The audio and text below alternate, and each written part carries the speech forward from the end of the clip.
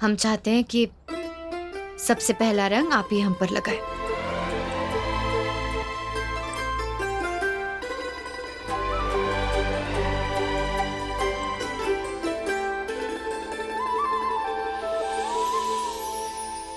नहीं देखना है तुम्हारा चेहरा मुझे। इसे देखते ही आग में जल जाता हूं मैं। चली जाओ, कृष्ण राव और गंगा को लेकर यहां से चली जाओ।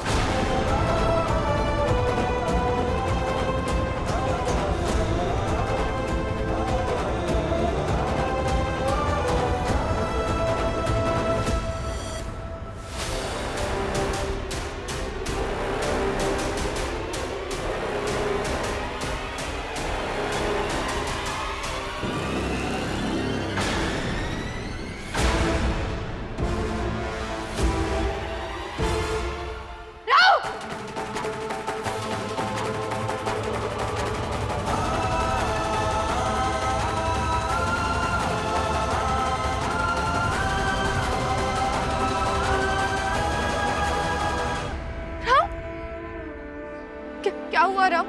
आप ठीक है?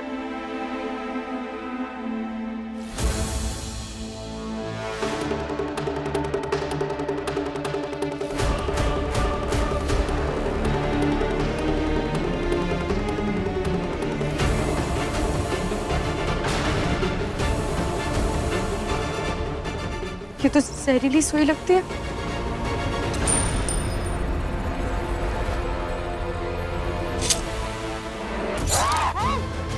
अरे कोई वेची को बोलो।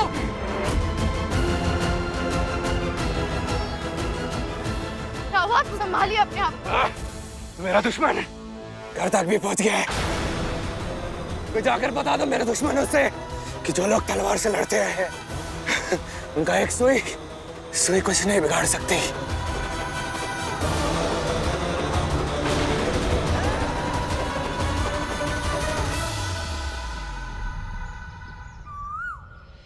बाजी संभालो अपने आप को। औषधि क्यों नहीं ले रहे हो बाजी? आई सही कह रही है भाऊ। मान जाइए पेशवा सरकार, ये समय जिद करने का नहीं है। मैंने कहा ना नहीं, इतने से गांव के लिए मुझे कोई औषधि नहीं चाहिए। मेरा दुश्मन मेरी परीक्षा ले रहा है, देखना चाहता है कि बाजीराव बल्लाड़ कितने दर्द कितने जहर से झुकेगा। तुम्हें दुश्मन की चिंता है, अपनी आई की नहीं। जी मैं समझाओ इसे।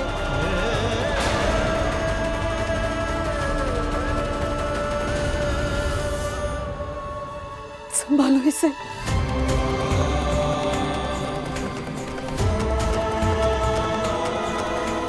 तुम यहाँ क्या कर रही हो? जाओ यहाँ से, जाओ।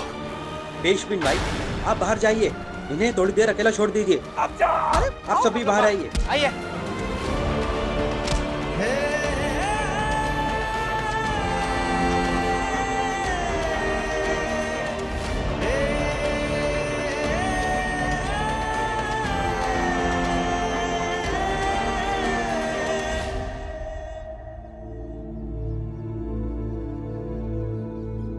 क्यों भगवान, क्यों कर रहा हूँ ऐसा?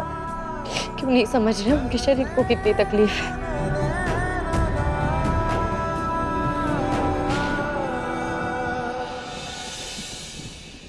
पेशविन बाई। हाँ वैशाली, आओ आओ, सबको ले आई हो? जी प्रणाम पेशविन बाई। प्रणाम। बताइए हम आपके लिए क्या कर सकते हैं?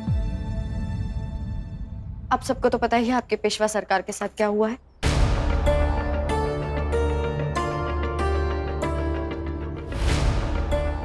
ये वही सुई है और ये कोई मामूली सुई नहीं है। कई सारे धातुओं और तत्वों को मिलाकर बनाई गई है।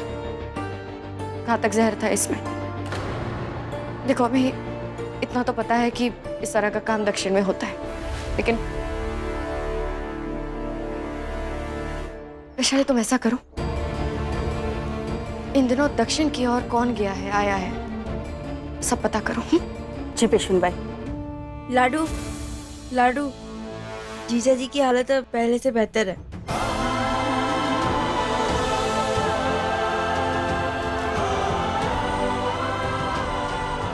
भाभी, अच्छी मुझे भाभी मुझे आपसे कुछ बात करनी थी। कहिए। अकेले में। गंगा,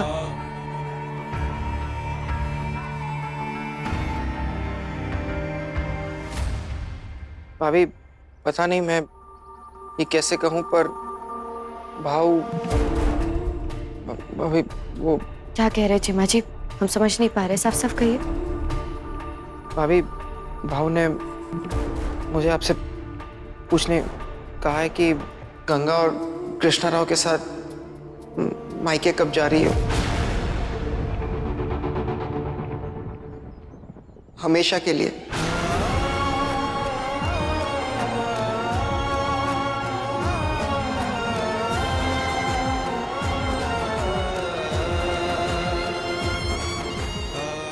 पता नहीं क्यों राव हमारे प्यार को समझना ही नहीं चाहते, लेकिन अगर ये हमारे प्यार की परीक्षा है तो हम तैयार हैं।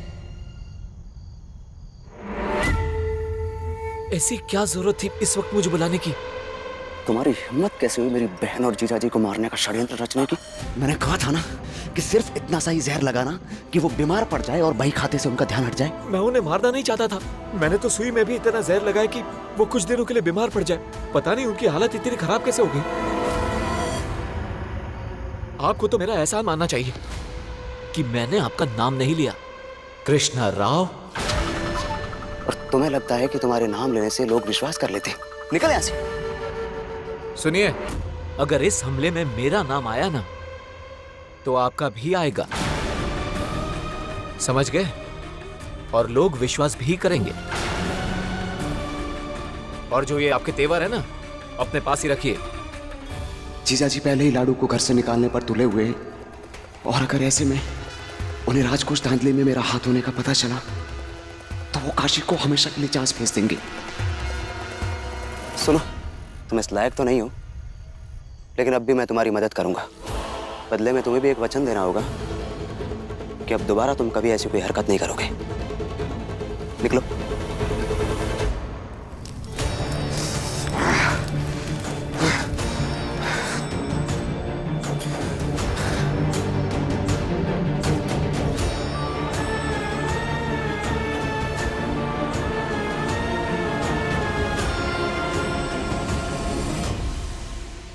तबीयत कैसी है राव?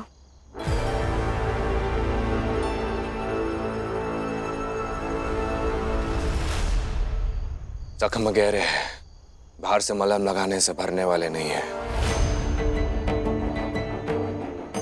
तुम्हें मेरा संदेशा नहीं मिला? मिला। फिर कुछ हिसाब किताब बाकी थे, आप पूरे कर दीजिए, हम चले जाएंगे। मैं तो भूल ही गया। साहूकार की बेटी है, हिसाब तो मांगेगी। बताओ क्या चाहिए? 7 साल के एक एक पल का हिसाब चाहिए। एक एक दिन, एक एक रात जो इंतजार किया है उसका हिसाब चाहिए। पत्नी बनकर जो धर्म निभाया आपके ना रहने के बावजूद, उसका हिसाब चाहिए। बहू बनकर इस परिवार के लिए जो समर्पण किया उसका हिसाब चाहिए। पेशविन बनकर आपके सासवड़ के लिए जो कर्तव्य निभाए हमने, उसका हिसाब चाहिए।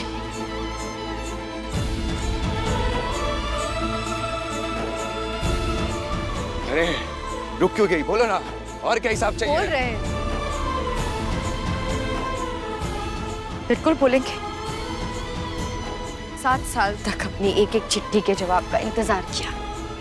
थोड़ा धीरज आप भी रखिए रहो, बड़ी जल्दी में आप। यही जल्दबाजी आप पहले दिखा देते हैं। अगर आपको हमें मायके भेजना ही था तो पहले कहते। 7 साल क्यों इंतजार कराया हमें? मैंने नहीं कहा था तुम्हें इंतजार करने के लिए। जाने के लिए भी तो नहीं कहा था ना राव। अगर एक गलत फहमी से हुई नफरत अगर आपके लिए इतनी ही बड़ी थी, क्या आप हमसे अलग होना चाहते थे तो कह देते? और अगर साहस नहीं था तो चिट्ठी लिखवाकर खबर भिजवा देते, चले जाते हम भी कोई ऐसे वैसे घर से नहीं है राव कि बिना किसी इच्छा के किसी के आंगन में यूं ही पड़े रहे। जिस मान सम्मान से हमें लाए थे, याद है ना? उसी अधिकार से कहते कि काशी नहीं रहना तुम्हारे साथ, चली जाओ यहां से, हम चले जाते। लेकिन आपने हमें इंतजार कराया, 7 साल इंतजार कराया। इस अधिकार से? क्या हक था आपका? और क्या कहा आपने? साहूकार की बेटी है हम हैं साहूकार की बेटी, और हिसाब किताब के तो बड़े पक्के हैं राम। तो हिसाब किए बिना नहीं जाएंगे।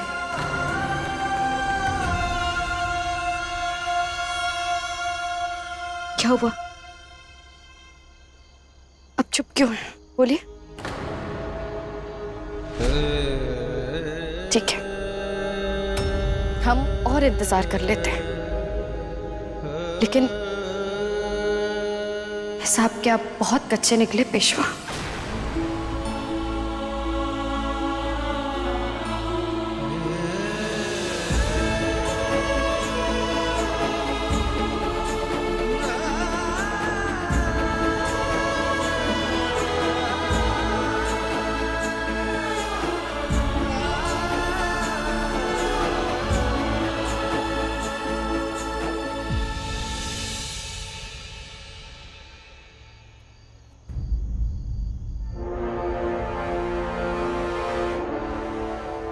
बाजी,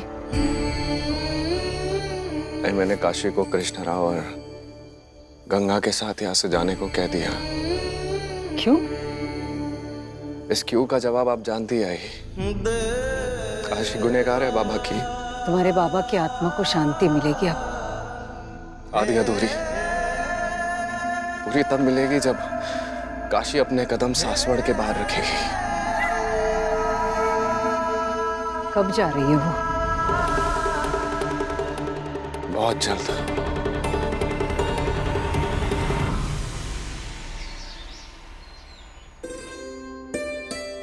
सात साल के एक एक पल का हिसाब चाहिए। न जाने हमने राव को क्या क्या कह दिया। इतने सवाल किए कि कुछ जवाब ही नहीं था उनके पास। अब है। 7 साल का हिसाब मांगा था ना तुमने। अगर तुम्हें तुम्हारा हिसाब दिए बिना यहाँ से भेज दिया गया तो लोग बालाजी राव के बेटे पर उंगलियां उठाएंगे, समझी? इन 7 सालों की मेरे लिए कोई कीमत नहीं है। फिर भी सासवड़ से आज तक कोई भी खाली हाथ नहीं गया है। इसीलिए इन 7 सालों के बदले में मैं तुम्हें 7 दिन देता हूं।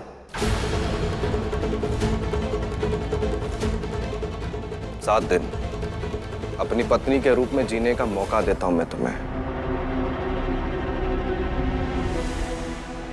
अब आप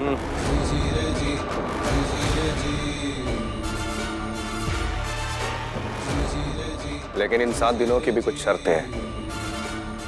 इन 7 दिनों में मैं तुमसे बात नहीं करूंगा, ना तुम्हारे साथ और ना ही तुम्हारे हाथ का बना हुआ खाना खाऊंगा, ना तुम्हारे साथ इस वाड़े के बाहर जाऊंगा, ना मैं तुम्हारे साथ किसी सामाजिक कार्य में उपलब्ध रहूंगा, ना तुम मुझे तिलक लगाओगी और ना ही मैं तुम्हारे आंसू पूछूंगा।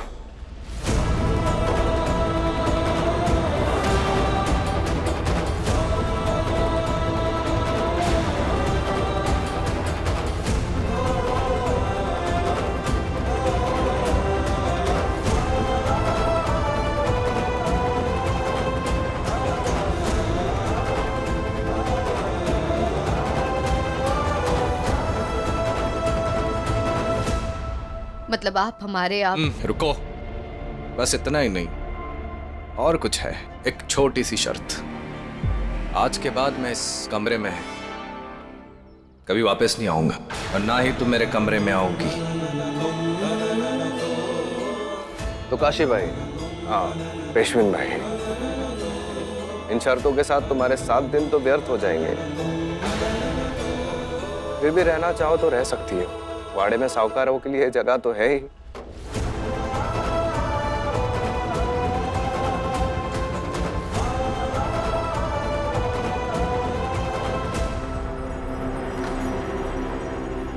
हमारा शीला कहाँ है?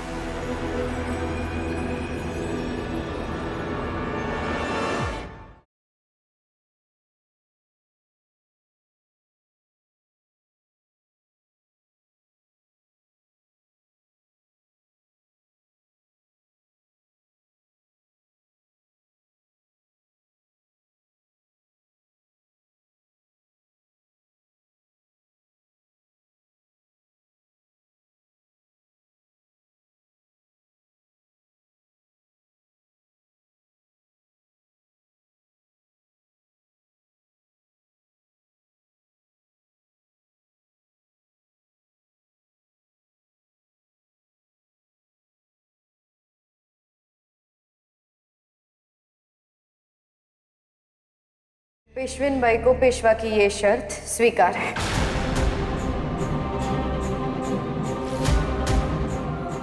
पर यहाँ रह के करोगी क्या? उससे आपको क्या मतलब? आपने अपनी सारी शर्तें रख दी ना। अब आपकी इन 7 शर्तों के बदले हमारी बस एक शर्त। आपने जो अभी शर्तें खुद रखी उसमें से अगर एक भी शर्त आपने तोड़ी तो दोबारा उस शर्त का कभी पालन नहीं होगा। जैसे मान लो गलती से आपने हमारे हाथों से खाना खा लिया, तो फिर आप हमारे हाथों से खाना खाने से कभी इनकार नहीं कर पाएंगे।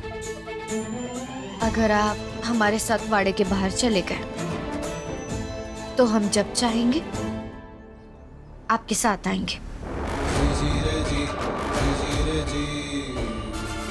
और तुम्हें लगता है पेशवा बाजीराव इतना कमजोर है जो अपनी शर्तें खुद तोड़ेगा? आप कमजोर नहीं है राव, लेकिन वक्त बहुत बलवान होता है। तो क्या आपको हमारी ये छोटी सी शर्त स्वीकार है?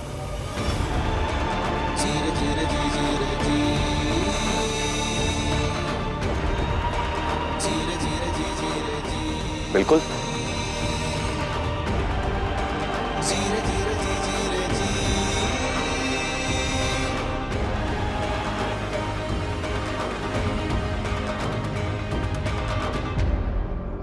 लाडू, तुमने ये क्या किया?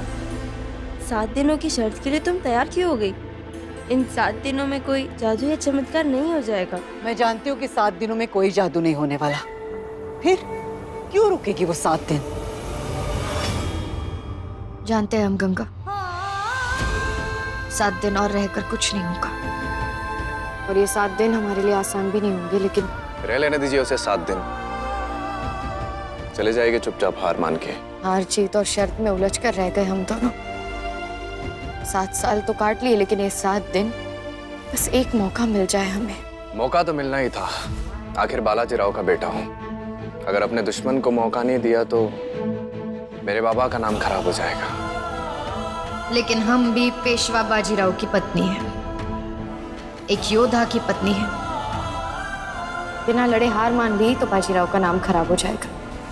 और हमें पूरा विश्वास है कि अगर नियत में सच्चाई हो तो भाग्य साथ दे ही देता है। और अपने स्वाभिमान के लिए एक कोशिश तो बनती है, क्यों?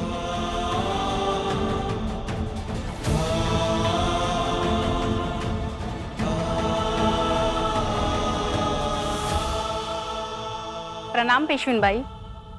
अरे आइए आइए।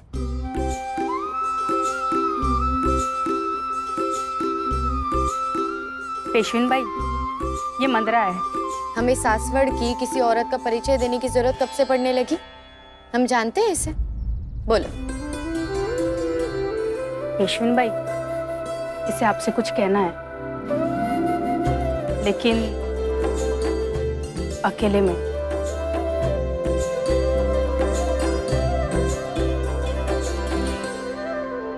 आओ यहाँ बैठो।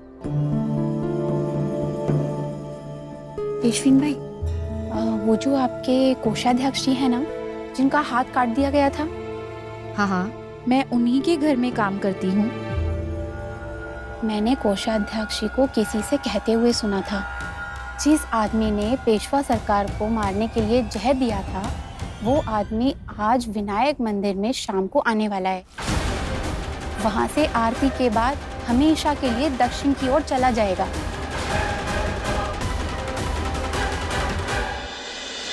तुम्हें पूरा यकीन है? तुमने यही सुना?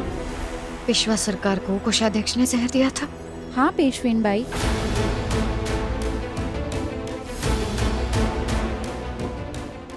हमारा एक काम करोगी तुम? आज विनायक मंदिर जाओ और उस आदमी पर कड़ी नजर रखना। जी पेशविन बाई।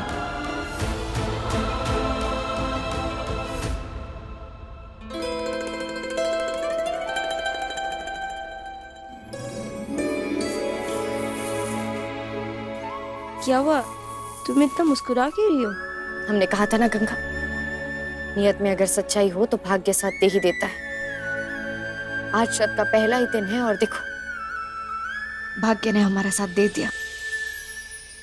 हमें वो एक मौका मिल गया। अब आगे क्या करना है वो ध्यान से सुनो।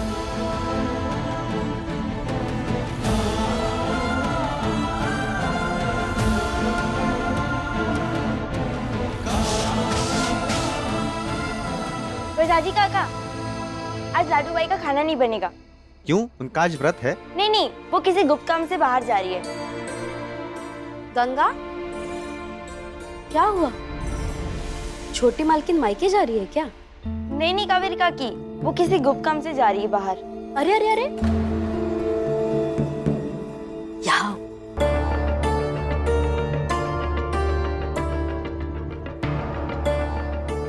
गंगा, मुझे पता है तुम्हें ये चूड़ियां बहुत पसंद है।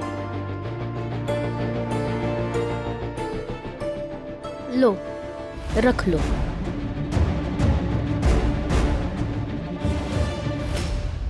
अब बताओ, छोटी मालकिन कहाँ जा रही है?